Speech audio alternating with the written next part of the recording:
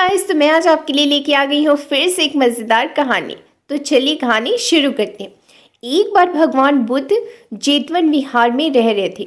भिक्षु चक्षुपाल भगवान से मिलने के लिए आए। उनके आगमन के साथ उनकी दिनचर्या और व्यवहार और गुणों की चर्चा भी हुई। भिक्षु चक्षुपाल अंधे थे। एक दिन विहार के कुछ भिक्षुओं ने कुछ मरे हुए कीड़ों को चक्षुपाल की कुटिया के बाहर देख लिया और उन्होंने चक्षुपाल की निंदा करनी शुरू कर दी।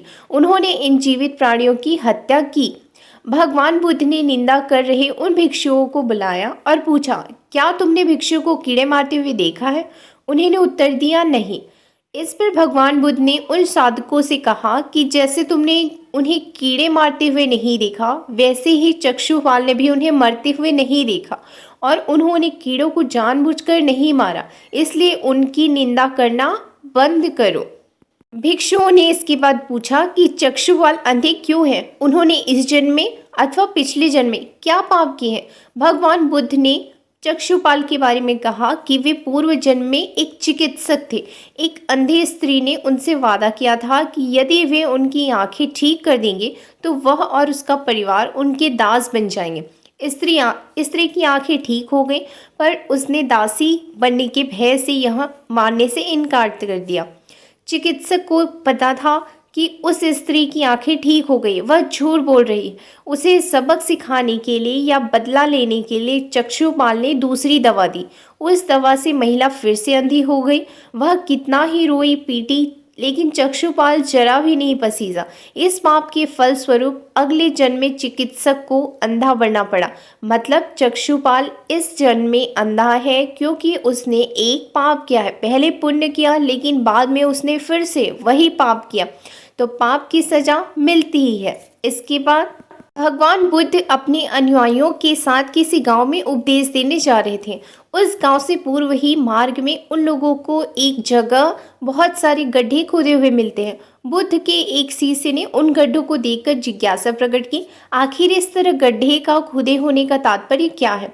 बुद्ध बोले, पानी की तलाश में किसी ने इतने गड्ढे खोदे हैं। यदि वह धैर्यपूर्वक एक ही स्थान पर गड्ढे खोदता तो उसे पानी अवश्य मिल जाता, पर वह थोड़ी देर गड्ढा खोदता और पानी न मिलने पर दूसरा गड्ढा खोदना शुरू कर देता। व्यक्ति को परिश्रम करने के साथ धैर्य भी रखना चाहिए, ऐसा भगवान बुद्ध ने कहा। इसके बाद भगवान बुद्ध भिक्षा के लिए एक किसान के यहाँ पहुंचे। उनको भिक्षा के लिए आया देखकर किसान उनकी उपेक्षा करके बोला, श्रमण, मैं हल जोतता हूँ तब खाता हूँ, तुम्हें भी हल जोतना और बीज बोना चाहिए और तब खाना चाहिए।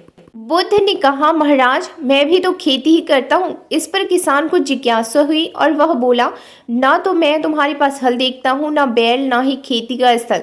तब आप कैसे कहते हैं कि आप भी खेती कर सकते हो? आप कृपया अपनी खेती के संबंध में समझाइए। बुद्ध ने कहा, महाराज, मेरे पास श्रद्धा का बीज, तपस्या रूपी वर्षा और प्रजा रूपी जोत और हल है। पाप भीरुता का दंड है, विचार रूपी रस्सी है, स्मृति और जागरूकता रूपी हल की फाल और पेनी है। मैं वचन और कर्म में संयत रहता हूँ। मैं अपनी इस खेती को बेकार घास से मुक्त रखता हूँ और आनंद की फसल काट लेने तक प्रयत्नशील रहने वाला हूँ। अम्रपाद मेरा बैल है जो बधाई देखकर भी मुझे मुंह नहीं मोड़ता। वह मुझे सीधा शांति धाम तक ले जाता है। इस प्रकार मैं अमृत की खेती करता हूँ। इसके बाद भगवान बुद्ध का जब पाटलिपुत्र में शुभागमन हुआ तो हर व्यक्ति अपनी अपनी सांपत्तिक स्थिति के अनुसार उन्हें उपहार देने की योजना बनाने लगा। राजा बिंबिसार ने भी कीमती हीरे, मोती और रत्न उन्हें पेश किए। बुद्ध देव ने सबको एक हाथ में सहर्ष स्वीकार किया। इसके बाद मंत्रियों, सेठों, साहूकारों ने अपने अपने उपहार उन्हें अर्पित किए और बुद्ध देव ने उन सबको एक साथ स्वीकार कर लिया। इतने में एक बुढ़िया लाठी टेकते वहां आई। बुद्ध देव को प्रणाम कर वह बोली, भगवान, जिस समय आपके आने का समाचार मुझे मिला उस समय मैं यह अनार खा रही थी। मेरे पास कोई दूसरी चीज ना होने के कारण मैं इस अखाए फल को ही ले आई हूँ। यदि आप मेरी इस तुच्छ भेंट स्वीकार करें तो मैं अहोभाग्य समझूंगी। भगवान बुद्ध ने दोनों हाथ सामने कर वह फल ग्रहण किया। राजा बिम्बिसार ने जब यह देखा तो उन्होंने बुद्ध देव से कहा, भगवान क्षमा करें, एक प्रश्न पूछना चाहता हूँ। हम सब ने आपको कीमती और बड़े बड़े उपहार दिए जिन्हें आपने एक हाथ से ग्रहण किया, लेकिन इस बुढ़िया द्वारा दिए गए छोटे एवं जूठे फल को आपने दोनों हाथों से ग्रहण किया, ऐसा क्यों? तो ऐसे थे भगवान बुद्ध, जिनकी कहानियाँ हमको प्रेरित करती हैं कुछ अच्छा करने के लिए। उन्होंने हर क्षण हमको कुछ ना कुछ सिखाया है। पहली घटना में उन्होंने हमको शिक्षा दी कि छोटे छोटे पाप से भी हमको बचना चाहिए। हम कितना भी अच्छा काम कर लें, अगर एक बुरा काम करते हैं तो उसके लिए हम दंड के भागीदार होते हैं। दूसरी घटना में उन्होंने हमको सिखाया कि कैसे परिश्रम करने के साथ साथ हमको धैर्य भी बनाकर रखना चाहिए। तीसरी घटना में उन्होंने हमें सिखाया कि कोई भी मेहनत अगर वो आस्था से की जाए तो वो भी मेहनत की श्रेणी में आता है। चौथी घटना में उन्होंने हमको ये शिक्षा दी है कि अगर दान खुले दिल से किया जाए, मन से किया जाए, पूरी श्रद्धा से किया जाए तो उससे बड़ा दान कुछ भी नहीं होता। हे गाइस, ऐसे ही और वीडियो के लिए like, subscribe and share. Thank you.